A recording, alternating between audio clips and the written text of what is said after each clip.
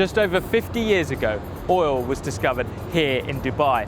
It helped build this modern metropolis, but the resource accounts for less than 1% of the state's GDP. The city is now a global business hub and luxury tourist destination that boasts the world's tallest building and a police force that drives supercars. So how did Dubai get so rich?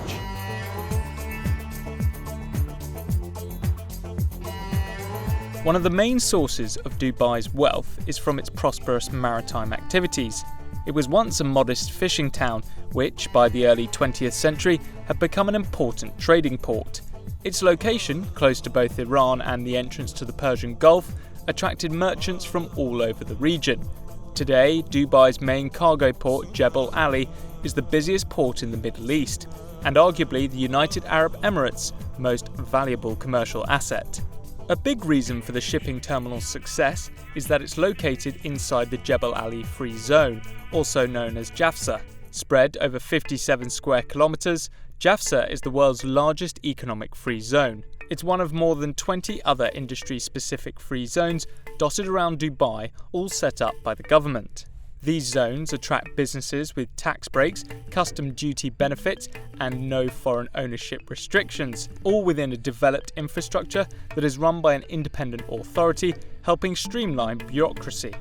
Within Jafsa are now several thousand companies, accounting for more than 20% of total foreign investment in the UAE. The zone employs close to 150,000 people, helping generate more than $80 billion worth of trade, which accounts for 21% of Dubai's GDP. Extensive development in the city has come at a cost, however. The UAE has the world's 6th largest migrant population, with foreigners making up more than 80% of the people living in the country. The majority of that workforce is made up of South Asians working on construction sites for low wages and long hours in poor conditions, often unable to return home because their passports are withheld. But in 2017, following global criticism, the UAE's Federal National Council passed a new bill that gives workers 30 days paid vacation every year, 1 day off a week, medical insurance, and a contract before starting work. But for Dubai's rulers and investors, this cheap workforce helped it become one of the world's fastest growing metropolitan areas. It's important to note that while Dubai is the largest and most populous state in the UAE, the richest state is Abu Dhabi, the country's capital city.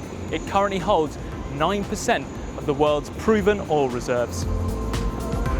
Back in the 1930s, Abu Dhabi began to discover its rich oil reserves, while its neighbour Dubai had failed to find any. This occurred around the same time as the decline of the pearl industry, the Gulf's main source of income, creating friction between the two emirates. Tensions escalated into an armed conflict following a border dispute in 1947. British intervention did lessen hostilities, but it didn't stop Dubai falling into a deep depression, leaving many residents starving and having to flee to other parts of the Gulf. It was clear that something had to change. Enter Sheikh Rashid bin Zayed Al Maktoum.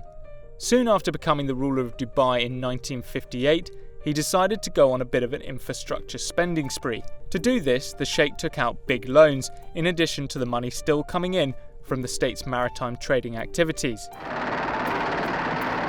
He spent the money establishing private companies, which then built electricity lines, telephone services, more ports, and Dubai's first airport.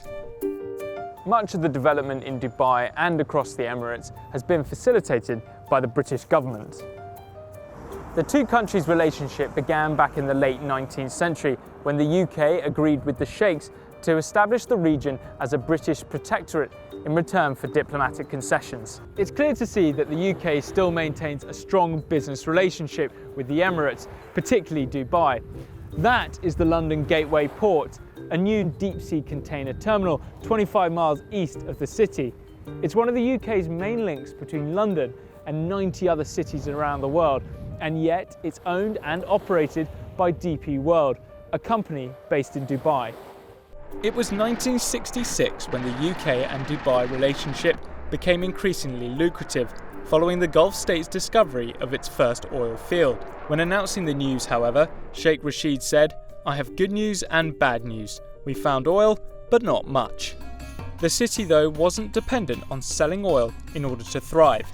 Instead, the oil was used to fund Sheikh Rashid's existing strategy of basing Dubai's economy around trade, tourism, and finance. That decision now looks like a good one as the world increases its use of renewable energy and moves away from a reliance on oil. Dubai now has the world's busiest airport for international passenger traffic, confirming its position as a gateway to the east. But it's no longer just a stopover, it's also become a destination for millions of visitors. The state's vast infrastructure made this possible, but for many years it was largely unused. Now, with an ever more globalised planet, Sheikh Rashid's gamble of borrowing tens of billions of dollars looks to have paid off, having turned this once quiet backwater into one of the world's most powerful cities. Thanks very much for watching, everyone. If you want to see more of our videos, check out these, and feel free to comment below for any future topics you'd like us to cover. And remember, don't forget to like and subscribe.